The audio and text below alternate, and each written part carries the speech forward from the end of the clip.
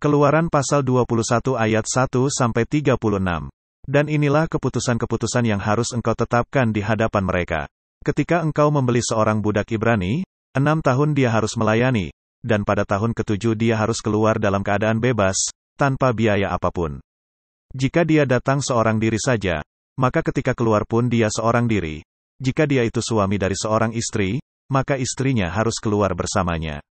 Jika tuannya memberikan kepadanya seorang istri, dan dia melahirkan anak-anak lelaki atau anak-anak perempuan baginya, istrinya itu dan anak-anak lelakinya akan menjadi milik tuannya, dan budak itu harus keluar seorang diri saja.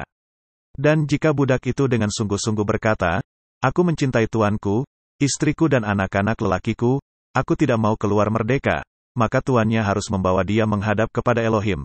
Lalu tuan itu membawanya ke pintu atau ke gardu jaga, dan tuannya itu harus menindik telinganya dengan sebuah penindik, dan dia harus melayani tuannya selamanya. Dan ketika seseorang menjual anak perempuannya sebagai wanita pelayan, maka wanita itu tidak boleh keluar seperti para budak keluar. Apabila jahat di mata tuannya yang telah memilihnya baginya, maka dia harus mengizinkannya ditebus. Dia tidak berhak menjualnya kepada orang-orang lain, sehingga dia ingkar kepadanya. Dan jika dia memilihnya untuk anak laki-lakinya, maka dia harus berbuat kepadanya sesuai peraturan mengenai anak-anak perempuan. Dan jika dia mengambil baginya wanita lain, dia tidak boleh mengurangi makanannya, pakaiannya dan kebersamaannya sebagai suami istri. Dan jika tuan itu tidak melakukan ketiga hal itu padanya, maka wanita itu dapat keluar tanpa uang tebusan apapun. Siapa yang memukul seseorang sampai mati, pastilah dia dihukum mati. Namun, jika orang itu tidak melakukan pengintaian lebih dahulu, tetapi Elohim menyebabkannya terjadi dengan tangannya, maka aku akan menetapkan bagimu suatu tempat yang ia dapat melarikan dirinya ke sana. Dan jika seseorang murka terhadap sesamanya sehingga dia membunuhnya dalam kelicikan, engkau harus mengambilnya dari mezbahku untuk dihukum mati. Dan siapa yang memukul ayahnya atau ibunya, pastilah dia dihukum mati.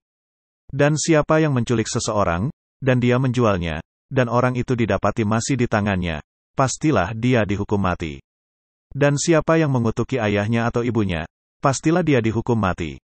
Dan jika orang-orang bertengkar, dan seseorang memukul sesamanya dengan sebuah batu atau dengan kepalan tangannya, dan dia tidak mati, tetapi harus terbaring di tempat tidur, dan jika orang itu dapat bangkit dan berjalan di jalan dengan tongkatnya, orang yang memukul itu menjadi tidak bersalah, hanya, dia harus membayar kerugian, dan dia harus menanggung pengobatannya sampai benar-benar sembuh. Dan jika seseorang memukul budaknya atau wanita pelayannya dengan sebatang tongkat, sehingga dia mati karena tangannya, pastilah dia dibalas. Namun, jika budak itu dapat bertahan sehari atau 2 hari, dia tidak akan dituntut, karena budak itu telah ditebus dengan uangnya. Dan apabila orang-orang berkelahi, dan mereka memukul seorang wanita hamil sehingga anaknya keluar, dan tidak terjadi kecelakaan, maka orang itu harus didenda seperti yang suami wanita itu minta kepadanya, dan orang itu harus membayarnya melalui para hakim. Tetapi jika terjadi kecelakaan, maka engkau harus memberikan nyawa ganti nyawa, mata ganti mata, gigi ganti gigi, tangan ganti tangan, kaki ganti kaki, luka bakar ganti luka bakar, memar ganti memar, bengkak ganti bengkak. Dan apabila seseorang memukul mata budaknya, atau mata wanita pelayannya, dan merusakkan matanya, dia harus melepaskannya sebagai orang bebas sebagai ganti matanya. Dan jika dia menyebabkan gigi budaknya atau gigi wanita pelayannya tanggal, ia harus melepaskan dia sebagai orang bebas sebagai pengganti giginya. Dan apabila seekor lembu jantan menanduk seorang pria atau wanita sehingga orang itu mati, lembu jantan itu harus dilempari dengan batu sampai mati, dan dagingnya tidak boleh dimakan, tetapi pemilik lembu jantan itu tak bersalah. Dan jika lembu jantan itu dari kemarin dan hari-hari berikutnya diketahui menanduk orang, dan hal itu disaksikan oleh pemiliknya tetapi dia tidak menjaganya, lalu ia membunuh seorang pria atau seorang wanita, maka lembu jantan itu harus dilempari batu, dan pemiliknya pun harus dibunuh. Jika harga penebusan dibebankan kepadanya, maka dia harus memberikan tebusan untuk nyawanya, menurut segala yang dibebankan kepadanya. Apakah dia menanduk seorang anak laki-laki atau menanduk seorang anak perempuan? Hal ini harus tetap diberlakukan kepadanya menurut peraturan itu. Jika lembu jantan itu menanduk seorang budak atau seorang wanita pelayan, maka pemiliknya harus membayar kepada tuannya 30 sikal perak, dan lembu jantan itu harus dilempari batu. Dan apabila seseorang membuka sumur atau apabila seseorang menggali sumur, dan tidak menutupnya, dan seekor lembu jantan atau seekor keledai jantan jatuh ke dalamnya, pemilik sumur itu harus membayar ganti dengan uang, dia harus mengembalikan kepada pemiliknya, dan hewan yang mati itu menjadi miliknya. Dan apabila lembu jantan seseorang menanduk lembu jantan sesamanya, dan dia mati, maka mereka harus menjual lembu jantan yang hidup, dan mereka harus membagi uangnya, dan mereka juga harus membagi lembu yang mati. Atau apabila lembu jantan itu diketahui sering menanduk sejak kemarin dan hari-hari berikutnya, dan pemiliknya tidak menjaganya, maka dia harus membayar lembu jantan ganti lembu jantan, dan yang mati akan menjadi miliknya. Keluaran pasal 22 ayat 1-31. Apabila seseorang mencuri seekor lembu atau seekor kambing domba, dan dia menyembelihnya atau menjualnya, maka dia harus membayar 5 ekor kawanan lembu ganti lembu itu, dan 4 ekor kawanan domba ganti kambing domba itu. Jika seorang pencuri tertangkap sedang membobol, lalu ia dipukuli dan mati, tidak ada utang darah baginya. Jika matahari telah bersinar atasnya, dia berhutang darah, dia harus membayar ganti. Jika dia tidak memiliki apapun, maka dia harus dijual berkenaan dengan barang curiannya. Jika barang curian itu benar-benar didapati masih hidup di tangannya, baik lembu maupun keledai jantan maupun kambing domba, maka dia harus membayar ganti 2 kali lipat. Jika seseorang menjadikan sebuah ladang atau kebun anggur sebagai tempat penggembalaan, dan melepaskan ternaknya dan menggembalakan di ladang yang lain, dia harus membayar ganti dengan ladangnya yang terbaik atau kebun anggurnya yang terbaik. Apabila api menjalar dan melalap semak duri, dan tumpukan biji gandum, atau gandum siap panen, atau ladangnya, orang yang menyebabkan terbakar, harus membayar ganti yang terbakar itu. Apabila seseorang menitipkan uang atau barang kepada temannya untuk menjaganya, dan titipan itu dicuri dari rumah orang itu, jika pencuri itu tertangkap ia harus membayar ganti 2 kali lipat. Jika pencuri itu tidak tertangkap, maka pemilik rumah itu harus dibawa ke hadapan Elohim. Apakah dia tidak mengulurkan tangannya atas barang-barang kepunyaan temannya itu? Untuk setiap perkara pelanggaran, tentang lembu, tentang keledai jantan, tentang kambing domba, tentang pakaian, tentang segala barang yang hilang, yang ia katakan bahwa barang itu miliknya, mereka keduanya harus membawa perkara itu ke hadapan Elohim. Siapa yang Elohim nyatakan salah, dia harus membayar ganti 2 kali lipat kepada temannya itu. Apabila seseorang menitipkan kepada temannya, seekor keledai jantan, atau seekor lembu, atau seekor kambing domba, atau setiap hewan, untuk menjaganya, dan hewan itu mati, atau cedera, atau ditangkap seseorang, tanpa ada seorang pun yang melihat, suatu sumpah demi Yahweh haruslah ada di antara mereka berdua, apabila dia tidak mengulurkan tangannya atas barang-barang temannya, dan haruslah pemiliknya menerima, maka dia tidak harus membayar ganti. Namun jika hewan itu benar-benar dicuri darinya, dia harus membayar ganti kepada pemiliknya. Jika hewan itu dicabik-cabik menjadi serpihan-serpihan, dia harus membawanya sebagai bukti, dia tidak harus membayar ganti hewan yang sudah tercabik-cabik itu. Dan apabila seseorang meminjam dari temannya, dan itu tercederai, atau mati, sementara pemiliknya tidak bersama dengannya, dia benar-benar harus membayar ganti. Jika pemiliknya bersama dengannya, maka dia tidak harus membayar ganti. Jika itu disewa, itu sudah mencakup ongkos sewanya. Dan apabila seorang pria merayu seorang anak perawan yang belum ditunangkan, dan tidur dengannya, dia harus membelinya sebagai istri baginya. Jika ayahnya benar-benar menolak untuk memberikannya kepada pria itu, dia harus menimbang uang sesuai harga anak perawan itu. Engkau tidak boleh memelihara seorang wanita penyihir. Siapapun yang bersetubuh dengan binatang, pastilah dia dihukum mati. Siapa yang berkurban kepada ilah-ilah, selain kepada Yahweh, haruslah dia dibinasakan. Dan engkau tidak boleh bersikap kejam pada orang asing, dan kamu tidak boleh menindasnya karena kamu pun pernah menjadi orang asing di tanah Mesir. Kamu tidak boleh merendahkan seorang janda dan anak yatim. Jika engkau benar-benar merendahkannya, jika dia benar-benar berseru kepadaku, maka aku akan mendengarkan seruannya, dan murkaku akan bangkit dan aku akan membunuhmu dengan pedang, dan istri-istrimu akan menjadi janda, dan anak-anakmu akan menjadi yatim. Jika engkau meminjamkan uang kepada umatku, orang yang miskin di antaramu, engkau tidak boleh bertindak seperti pemiutang, engkau tidak boleh menetapkan bunga uang kepadanya. Jika engkau benar-benar menetapkan jubah temanmu sebagai jaminan, engkau harus mengembalikan itu kepadanya sampai matahari terbenam, karena hanya itulah penutup tubuhnya, itulah pembungkus bagi kulitnya, dengan apakah dia akan berbaring. Dan akan terjadi ketika dia berseru kepadaku, maka aku akan mendengar, sebab aku ini murah hati. Janganlah engkau menista Elohim, dan janganlah engkau mengutuk pemimpin di antara bangsamu. Janganlah engkau menahan hasil panenmu dan hasil anggurmu. Haruslah engkau menyerahkan anak-anak sulungmu kepadaku. Demikian juga engkau harus berbuat terhadap lembumu, terhadap dombamu. 7 hari lamanya anak hewan itu bersama-sama dengan induknya. Pada hari ke-8 engkau harus menyerahkannya kepadaku. Dan kamu harus menjadi orang-orang kudus bagiku. Dan janganlah kamu makan serpihan daging cabikan binatang buas di ladang. Haruslah kamu melemparkan itu pada anjing-anjing. Keluaran pasal 23 ayat 1-33. Engkau jangan membawa berita kesia-siaan, engkau jangan menaruh tanganmu bersama orang jahat, untuk menjadi saksi kejahatan. Janganlah engkau menjadi pengikut orang banyak dalam hal kejahatan, dan janganlah engkau masuk dalam perselisihan yang menyesatkan, mengikuti orang banyak yang tersesat. Janganlah engkau memihak yang miskin dalam perselisihannya. Ketika engkau mendapati lembu jantan orang yang memusuhimu, atau keledai jantannya berkeliaran, haruslah engkau benar-benar mengembalikannya kepadanya.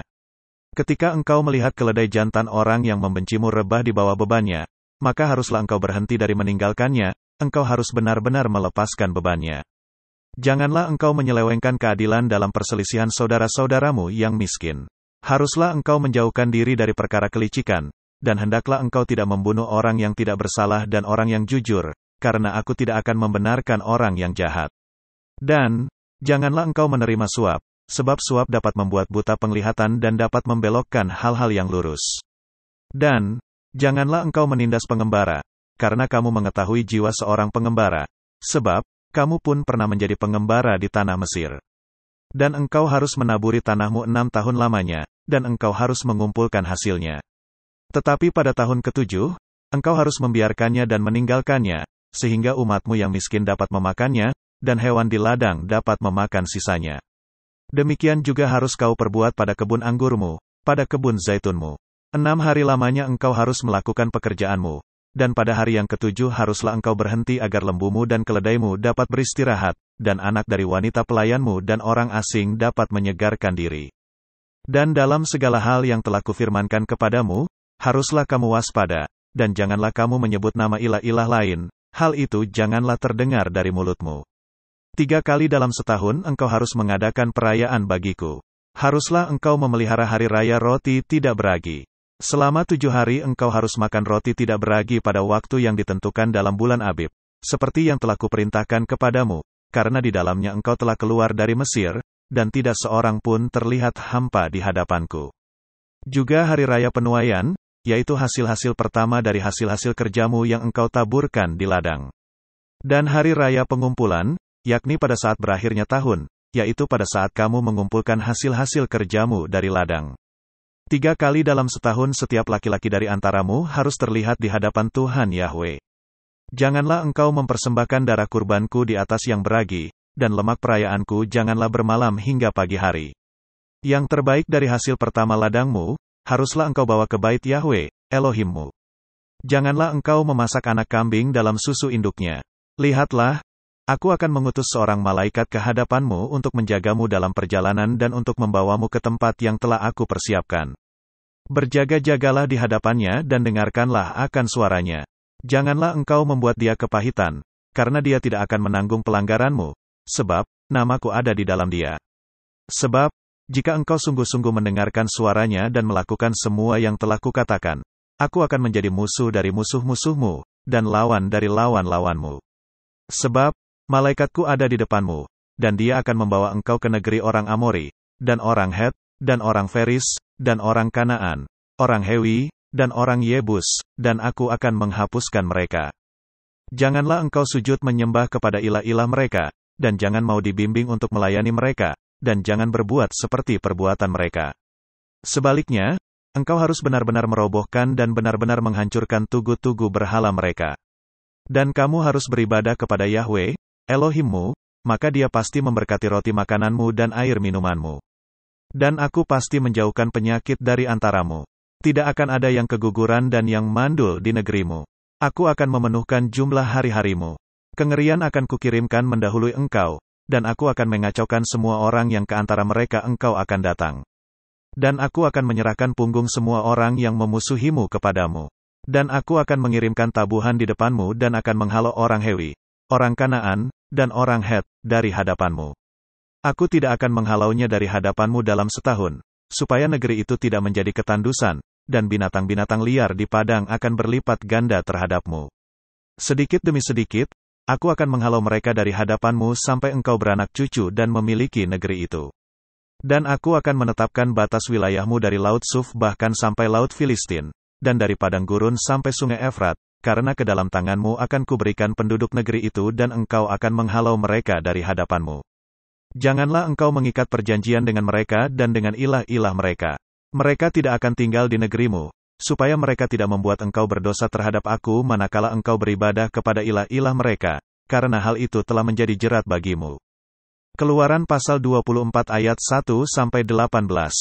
Dan dia berfirman kepada Musa, naiklah ke hadapan Yahwe, engkau dan Harun, Nadab dan Abihu, dan ke-70 tua-tua Israel, dan bersujudlah kamu dari kejauhan. Dan Musa datang mendekat kepada Yahwe secara sendirian, tetapi mereka tidak boleh mendekat, juga umat itu tidak boleh naik bersamanya. Kemudian datanglah Musa dan menceritakan seluruh firman Yahwe serta seluruh keputusan-keputusan kepada umat itu. Dan seluruh umat itu menjawab dengan satu suara, dan mereka berkata, kami akan melakukan segenap firman yang telah Yahwe ucapkan. Maka Musa menuliskan segenap firman Yahwe. Dan dia bangun pada pagi-pagi sekali, lalu mendirikan sebuah mezbah di bawah gunung itu, dan 12 tugu peringatan untuk ke-12 suku-suku Israel. Dan dia mengirimkan orang-orang muda dari Bani Israel, dan mereka menaikkan persembahan bakaran dan mereka mengorbankan lembu jantan muda sebagai kurban persembahan pendamaian kepada Yahwe. Lalu Musa mengambil setengah dari darah itu dan menaruhnya ke dalam baskom, dan setengah dari darah itu dia percikkan ke atas mezbah. Dan dia mengambil kitab perjanjian itu, dan menyampaikannya ke telinga umat itu. Maka berkatalah mereka, segala yang telah Yahwe firmankan, akan kami lakukan dan dengarkan. Lalu Musa mengambil darah itu dan memercikkannya ke atas umat itu serta berkata, lihatlah, darah perjanjian yang telah Yahwe ikat dengan kamu berkenaan dengan segala perkara ini. Lalu naiklah Musa dan Harun, Nadab, dan Abihu, dan ke-70 tua-tua Israel. Dan mereka melihat Elohim Israel, dan di bawah kakinya seperti lantai bertatakan permata safir, dan seperti murninya isi surga. Namun kepada para pemuka Bani Israel dia tidak menaruh tangannya, maka mereka dapat melihat Elohim, lalu mereka makan dan minum. Dan berfirmanlah Yahwe kepada Musa, naiklah kepadaku ke atas gunung, dan tinggallah di sana, maka aku akan memberikan kepadamu loh-loh batu, dan Torah dan perintah, yang telah aku tulis untuk mengajar mereka. Kemudian bangkitlah Musa dan Yosua yang melayaninya, lalu naiklah Musa ke atas gunung Elohim itu. Dan kepada tua-tua itu ia berkata, tinggallah bagi kami di sini, sampai saat kami kembali kepadamu. Dan lihatlah, Harun dan Hur ada bersamamu. Siapapun yang mempunyai masalah, hendaklah dia membawanya kepada mereka. Lalu Musa naik ke atas gunung itu, dan awan menyelimuti gunung itu. Dan kemuliaan Yahwe berdiam di atas gunung Sinai, dan awan menyelimutinya selama 6 hari. Dan dia memanggil Musa pada hari ke-7 dari tengah-tengah awan itu. Dan penampakan kemuliaan Yahwe seperti api yang menyala-nyala di puncak gunung itu dalam pandangan mata Bani Israel. Dan Musa masuk ke tengah-tengah awan itu, dan dia naik ke atas gunung, dan Musa berada di atas gunung itu 40 hari dan 40 malam lamanya. Keluaran pasal 25 ayat 1-40. Dan berfirmanlah Yahwe kepada Musa, dengan mengatakan, katakanlah kepada Bani Israel, bahwa bagiku, hendaklah mereka mengambil persembahan hunjukan dari setiap orang yang hatinya berhasrat. Haruslah kamu mengambil persembahan hunjukan bagiku. Dan inilah persembahan hunjukan yang harus kamu ambil dari mereka, emas, dan perak, dan tembaga, dan benang nila, dan ungu, dan kirmizi, dan lenan halus, dan bulu kambing, dan kulit domba jantan yang dicelup merah, dan kulit lumba-lumba, dan kayu akasia, minyak untuk penerangan, rempah-rempah untuk minyak urapan dan untuk dupa wewangian, batu krisopras dan batu-batu permata tatahan untuk efod dan untuk tutup dada. Dan haruslah mereka membuat ruangan kudus bagiku, dan aku akan tinggal di tengah-tengah mereka. Seperti segala hal yang telah kuperlihatkan kepadamu mengenai pola tabernakel dan pola segala perkakasnya, maka demikianlah kamu harus membuatnya. Dan haruslah mereka membuat sebuah tabut dari kayu akasia, 2,5 hasta panjangnya dan 1,5 hasta lebarnya serta 1,5 hasta tingginya. Dan haruslah engkau menyalutnya dengan emas murni, Haruslah engkau menyalutnya di bagian dalam dan di bagian luar, dan engkau harus membuat bingkai emas di sekelilingnya. Dan haruslah engkau menuang 4 gelang emas baginya. Dan engkau harus memasangnya di atas keempat kakinya, dan 2 gelang berada pada sisi yang pertama dan 2 gelang berada pada sisi yang kedua. Dan haruslah engkau membuat tongkat-tongkat pengusung dari kayu akasia, dan engkau harus menyalutnya dengan emas. Dan haruslah engkau memasukkan tongkat pengusung itu ke dalam gelang-gelang pada sisi tabut itu untuk mengusung tabut itu dengannya. Haruslah tongkat-tongkat itu berada di dalam gelang-gelang tabut itu. Tongkat-tongkat itu tidak boleh lepas darinya. Dan haruslah engkau meletakkan ke dalam tabut itu loh kesaksian yang akan aku berikan kepadamu. Dan haruslah engkau membuat sebuah tutup pendamaian dari emas murni, panjangnya 2,5 hasta dan lebarnya 1,5 hasta. Dan haruslah engkau membuat 2 buah kerup dari emas pada kedua ujung tutup pendamaian itu, engkau harus membuatnya dari emas tempaan. Dan buatlah 1 kerup di ujung sebelah sini, dan 1 kerup di ujung sebelah sana. Haruslah engkau membuat kerup-kerup itu ada di atas tutup pendamaian, pada kedua ujungnya. Dan haruslah kerup-kerup itu mengembangkan kedua sayapnya ke atas sambil menudungi tutup pendamaian dengan sayap-sayapnya, dan wajah mereka berhadapan satu terhadap yang lain. Haruslah wajah kerup-kerup itu menghadap ke tutup pendamaian itu. Dan haruslah engkau memasang tutup pendamaian itu pada tabut, di sebelah atasnya, dan ke dalam tabut itu engkau harus menaruh kesaksian yang akan aku berikan kepadamu. Maka aku akan dapat ditemui olehmu di sana, dan aku akan berbicara denganmu dari atas tutup pendamaian, dari antara kedua kerup yang ada pada tabut kesaksian itu, mengenai segala sesuatu yang akan aku perintahkan bersamamu kepada Bani Israel. Dan haruslah engkau membuat sebuah meja dari kayu akasia, 2 hasta panjangnya dan 1 hasta lebarnya dan 1,5 hasta tingginya. Dan haruslah engkau menyalutnya dengan emas murni, dan engkau harus membuat pada sekelilingnya sebuah bingkai dari emas. Dan haruslah engkau membuat di sekelilingnya sebuah profil tepi selebar telapak tangan, dan engkau harus membuatkan sebuah bingkai emas di atas profil tepinya, sekelilingnya. Dan haruslah engkau membuat baginya 4 gelang emas, dan engkau harus memasang gelang-gelang itu pada keempat sudutnya, yang ada pada keempat kakinya. Di dekat profil tepinya haruslah gelang-gelang itu terpasang, sebagai tempat bagi tongkat-tongkat untuk mengusung meja itu. Dan haruslah engkau membuat tongkat pengusung itu dari kayu akasia dan menyalutnya dengan emas. Dan dengannya haruslah meja itu diusung. Dan haruslah engkau membuat pinggan-pinggannya dan mangkuk-mangkuknya dan kendi-kendinya dan cawan-cawan kurbannya, yang dengan hal-hal itu persembahan curahan dicurahkan, engkau harus membuatnya dari emas murni. Dan haruslah engkau menyusun roti sajian di atas meja itu di hadapanku terus-menerus. Dan haruslah engkau membuat sebuah kaki pelita dari emas murni. Haruslah kaki pelita itu dibuat sebagai karya tempaan, alas tumpuannya dan tangkainya, kelopak-kelopaknya, kuntum-kuntumnya dan bunga-bunganya harus seiras dengannya. Dan haruslah 6 tangkai tersembul dari rusuk-rusuknya, 3 tangkai kaki pelita dari rusuknya yang satu, dan 3 tangkai kaki pelita dari rusuknya yang kedua.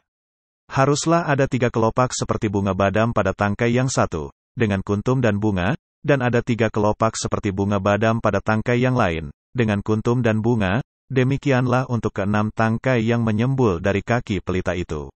Dan haruslah pada kaki pelita itu ada 4 kelopak seperti bunga badam, dengan kuntum-kuntumnya dan bunga-bunganya.